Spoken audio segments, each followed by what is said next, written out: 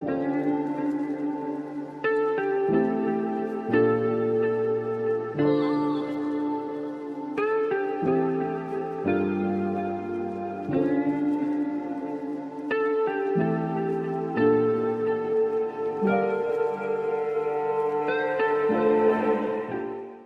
me chamo Jorge Maia, sou historiador pela Universidade Federal do Rio de Janeiro, sou mestre em educação e doutorando em educação também pela Universidade Federal do Rio de Janeiro e estudo educação antirracista. Eu sou membro da rede de historiadores e historiadoras negros e negras e estou aqui para apresentar a minha comunicação intitulada O Rio Grande do Sul também é terra de negros. Bom, eu estudo educação antirracista, eu faço parte do GPA, Grupo de Estudos e Pesquisas em Educação Antirracista da UFRJ, e a apresentação que eu vou mostrar para vocês hoje foi desenvolvida ao longo do meu percurso no mestrado, que durou de 2018 a 2020.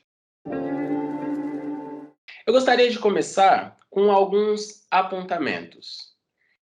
Bom, são alguns fatos. O primeiro deles é: o Rio Grande do Sul aboliu a escravidão em 7 de setembro de 1884, quase 4 anos antes da abolição oficial no Brasil. O segundo fato é: o estado do Rio Grande do Sul tem o maior número de clubes negros do Brasil. São cerca de 57, segundo a historiadora Giane Vargas Escobar. Outro fato é que o 20 de novembro surgiu também no Rio Grande do Sul, em Porto Alegre, por iniciativa do Grupo Palmares e sob liderança do Oliveira Silveira, que é uma importante liderança do movimento negro, é um poeta, um professor, e que em 1971, fazendo 50 anos esse ano, surge o Dia da Consciência Negra no Rio Grande do Sul. E por fim, é do Rio Grande do Sul que vem a pessoa que elabora o parecer das diretrizes curriculares nacionais para a educação das relações étnico-raciais e para o ensino de história e cultura afro-brasileira e africana. O nome dessa pessoa é Petronília Beatriz Gonçalves e Silva.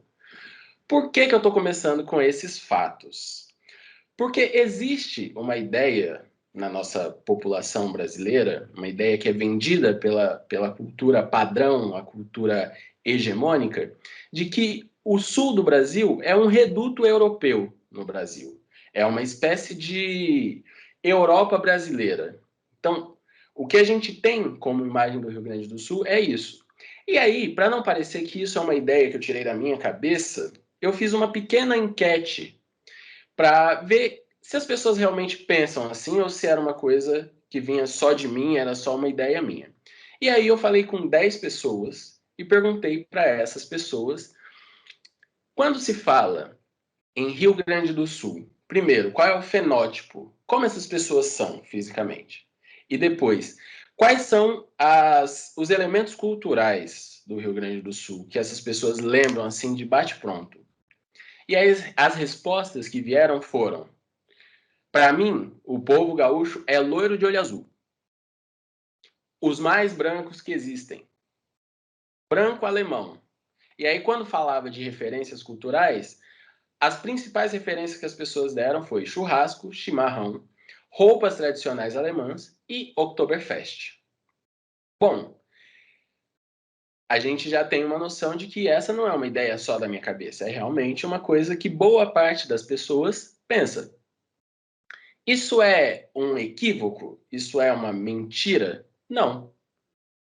Por quê? Porque realmente, segundo o censo do IBGE de 2010, 83,2% da população gaúcha é de pessoas brancas e somente 16,1% é de negros, envolvendo pretos e pardos. Ou seja, sim, a cultura europeia, as pessoas de origem europeia têm uma influência muito forte na cultura do Rio Grande do Sul, na história do Rio Grande do Sul. Mas essa apresentação, eu quero trazer alguns aspectos que mostram que não é apenas isso, que mostram que não só o Rio Grande do Sul, mas qualquer lugar do mundo, qualquer lugar do Brasil, tem um aspecto da convivência de diferentes culturas, de diferentes presenças de diferentes populações, e que a presença dessas diferentes populações deixa marcas históricas, contribui de maneira significativa na sociedade. Essa pesquisa, ela surge no período que eu estava fazendo o meu mestrado, e ela é parte de um projeto de pesquisa chamado Movimento Negro na Atualidade. Esse projeto de pesquisa foi financiado pelo Baobá, Fundo para a Equidade Racial, e foi desenvolvido pelo Grupo de Estudos e Pesquisas em Educação Antirracista da UFRJ. As pessoas que estiveram envolvidas nesse projeto fomos eu, o pesquisador, historiador e professor Amilcar Araújo Pereira e a pesquisadora e doutoranda Tayara de Lima. Esse projeto durou mais ou menos de abril, mais ou menos não, foi exatamente de abril a agosto de 2018. E nós passamos por 7 estados brasileiros, nas 5 regiões do país, e realizamos 26 entrevistas utilizando a metodologia de história oral, com 30 diferentes pessoas. E nessa pesquisa, a gente foi até o Rio Grande do Sul, e lá a gente entrevistou algumas pessoas, entre elas o professor Manuel Ávila e o Leonardo da Rosa, que são pessoas-chave no desenvolvimento de um projeto que chama Territórios Negros Afro-Brasileiros em Porto Alegre, que é do que a gente vai falar. Bom, o professor Manuel Ávila entra como professor de História na Rede Municipal de Educação de Porto Alegre em 2007. Ele entra por cotas, por ações afirmativas. E ele diz na entrevista que ele sentia que, por ter entrado pelas ações afirmativas, ele tinha um compromisso em desenvolver questões ligadas à educação das relações étnico-raciais, ao ensino de história afro-brasileira, afro-gaúcha, e, a partir disso, junto com outras pessoas, outros profissionais da Secretaria Municipal de Educação, eles desenvolveram um curso que tratava dos territórios negros da cidade de Porto Alegre. Ele diz que essa iniciativa, essa ideia dos territórios negros, ela surge já na década de 70 com Oliveira Silveira, que falava do caminho do negro. Ele falava do caminho do negro, que eram lugares com uma presença marcante da população negra historicamente e na contemporaneidade. E, a partir dessa ideia, eles desenvolvem um curso interno, um curso de formação continuada para os professores da Secretaria Municipal de Educação, que começa em 2008, dura 2008 o ano inteiro, e depois surge uma ideia dentro do grupo. Por que ao invés da gente trazer as pessoas para a sala, mostrar imagens dos lugares de presença, os lugares marcantes de presença negra em Porto Alegre, por que a gente não faz isso em loco? Por que a gente não leva as pessoas para esses lugares, para passar por esses lugares? E aí, em pouquíssimo tempo, eles se articularam com vários órgãos da prefeitura, inclusive a Carris, que é a companhia que faz o transporte municipal na cidade, e eles conseguem um ônibus. E aí começam a fazer esse trajeto esporadicamente, nessa formação continuada de professores, isso começa a se expandir. Em 2010, esse trajeto se regulariza. E aí eles falam alguns dados assim de quantas pessoas eram atendidas. Então eles falam que em 2010 foram atendidas 2.000 pessoas. Em 2011, esse número sobe para 4.000. 2012 sobe para 8.000 e eles chegaram a atender em um ano 14.000 pessoas. Foi o máximo de pessoas que eles atenderam. E aí eles atendiam primeiro estudantes da rede municipal. Depois isso começou, a sociedade começou a se interessar muito por esse projeto, por essa narrativa histórica da cidade de Porto Alegre, que fugia dessa narrativa padrão, dessa narrativa hegemônica. E aí começaram a vir pessoas ligadas a movimentos sociais, pessoas ligadas a movimentos artísticos, artistas, religiosos, lideranças religiosas de religiões de matriz africana. E As universidades começaram a chegar também e se associar e a somar com o projeto. E essas diferentes frentes, diferentes pessoas, começaram a apoiar o projeto, a aprender com o projeto e a apoiar com conteúdo, enriquecendo as narrativas, enriquecendo as perspectivas apresentadas naquele itinerário. E qual era esse itinerário? Por quais lugares passava? Tem um mapa que mostra exatamente qual era o percurso do ônibus, por quais lugares marcantes que ele passava. Quais eram? Eles saíam do Largo da Forca, onde hoje tem um monumento de um tambor enorme, marcando a importância da presença negra na cidade de Porto Alegre e da contribuição negra na cidade de Porto Alegre, então e que fica instalado no Largo da Forca. Eles saem do Largo da Forca, passam pela Igreja das Dores, depois eles vão para o Largo das Quitandeiras, passam pelo Mercado Público, aí passam pela Redenção, vão até Ilhota, passam pelo Museu Joaquim Felizardo, aí vão para o Quilombo do Areal da Baronesa e terminam no Largo Zumbi dos Palmares. Eu falei rapidinho, mas eu vou explicar pelo menos dois desses lugares, qual é o significado disso, qual é a importância da presença negra nesses lugares. Fala de dois. Quais são eles? Tem a Redenção, que hoje chama Parque Farroupilha, que é um lugar que no pós-abolição, depois do fim da escravidão, se tornou um lugar de sociabilidade e convivência da população negra por muito tempo. Um lugar marcado por essa presença e circulação da população negra. E o outro é o mercado público. Bom, no mercado público, existe no centro do mercado público um lugar que é considerado um assentamento do Bará. O que é o Bará? O Bará é um orixá e que ele é ligado ao Batuque do Rio Grande do Sul. O que é o Batuque? É o nome que se dá para a religião de matriz africana com mais expressão no Rio Grande do Sul. Seria equivalente ao que na Umbanda e no Candomblé é Exu. E aí existe um assentamento para o Bará no mercado, e isso teve um tempo de muitas disputas entre o Estado e a população da legitimação ou não legitimação disso, e acabou que, no fim das contas, esse espaço foi legitimado como um espaço de religiosidade, um espaço de relação das pessoas com o sagrado. E fica no meio do mercado público da cidade, no meio do mercado municipal, digamos assim, bem na entrada desse mercado, e as pessoas levam oferendas e tal. E isso é muito interessante, porque não é num lugar periférico, é um lugar central na cidade, para ver o quanto essa participação da população negra é marcante em Porto Alegre. Esse projeto da Secretaria Municipal de Educação, com esse itinerário, com um ônibus, essa sala de aula itinerante, em que os professores iam dando aula e sobre os lugares pelos quais eles estavam passando, paravam nos lugares, davam aula nesse lugar, depois voltavam para o ônibus e continuavam as explicações e tal.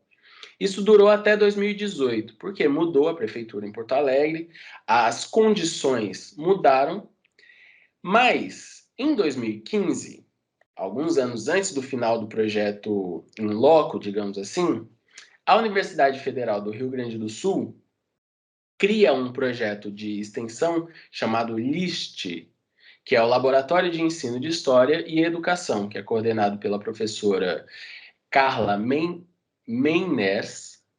E dentro, no âmbito desse projeto de extensão, eles começam a oferecer cursos de extensão para graduandos da área da educação, então licenciandos, e como cursos de formação continuada, digamos assim, para professores que já estão atuando. Esse era o enfoque principal desses cursos.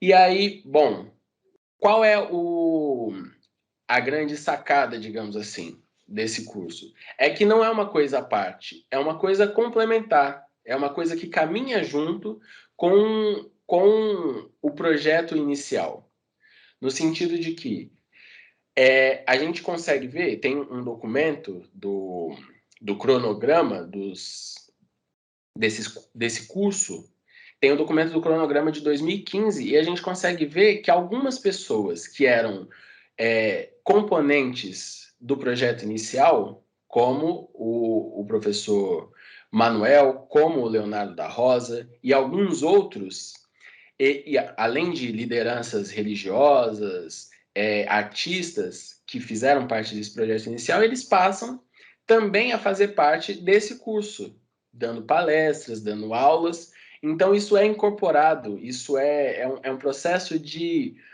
fortalecimento, não é competição. Isso é interessante a gente notar. E aí, acaba o projeto em 2017, no final de 2017, acaba o projeto do ônibus, em 2018 não tem mais, mas é criado por esse laboratório, pelo LIST, um jogo, porque eles têm uma perspectiva de educação a partir do jogo, o potencial educativo dos jogos. Então, a partir dessa perspectiva, eles desenvolvem um jogo chamado As Viagens do Tambor. E aí, qual era a ideia? A ideia é, para quem não pode ir nos lugares, ou não só para quem não pode ir, para que isso seja multiplicado, para que isso esteja acontecendo simultaneamente, essa educação sobre essa presença negra na cidade de Porto Alegre, seja multiplicado, esteja acontecendo simultaneamente em diferentes lugares, eles criam um jogo que é um jogo de tabuleiro, e aí tem 3 elementos principais.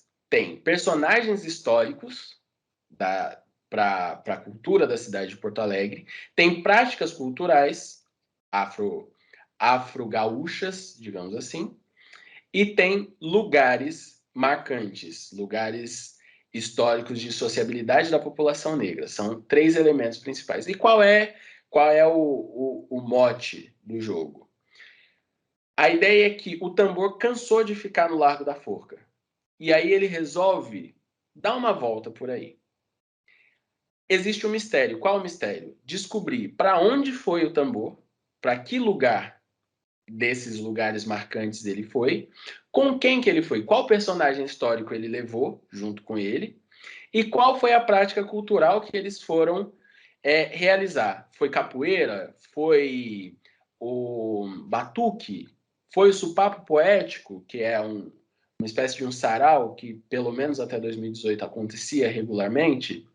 Então, quem descobrir primeiro esse mistério, para onde, com quem e fazer o que o tambor foi, ganha o jogo. É assim, basicamente. E nesse jogo, a gente vê, para além dessas personagens que a gente falou, como, por exemplo, o Oliveira Silveira, a Petronília Beatriz, tem outras personalidades. Tem o Mestre Borel, tem a Mestra Griot, Elaine, pessoas históricas e pessoas contemporâneas, que fazem parte da cultura da cidade hoje, na contemporaneidade. E, bom, até 2018 aconteceu o curso, como eu disse para vocês, o curso o itinerário, o trajeto Territórios Negros com um ônibus aconteceu até 2018. Esse curso da Universidade Federal do Rio Grande do Sul foi dado de 2015 até 2019. Eu suponho que tenha sido até 2019 por causa da pandemia do Covid-19, que tenha sido interrompido, e não sei se vai continuar acontecendo, se não vai, porque a situação ainda é muito, muito incerta nesse sentido, né? Mas eu quero resumir, trazer um pouco sobre o que eu quero mostrar com essa apresentação. Primeira coisa, a necessidade da construção de narrativas históricas e culturais mais plurais na sociedade brasileira. A necessidade de se romper com a unicidade dessa cultura e dessa narrativa hegemônica, que faz com que a gente acredite, por exemplo, que o sul do Brasil é um reduto europeu no nosso país. É um lugar absolutamente branco. As pesquisas mostram que não é assim. Isso precisa ser mais divulgado. Existem pesquisas sobre isso, mas isso ainda fica muito restrito. Boa parte da população não conhece. Muitas vezes, boa parte dos especialistas não conhecem essa presença tão marcante da população negra no Rio Grande do Sul. Essa é a primeira coisa. A segunda coisa é a perspectiva do ensino de história para além dos muros da escola, para além das salas de aula.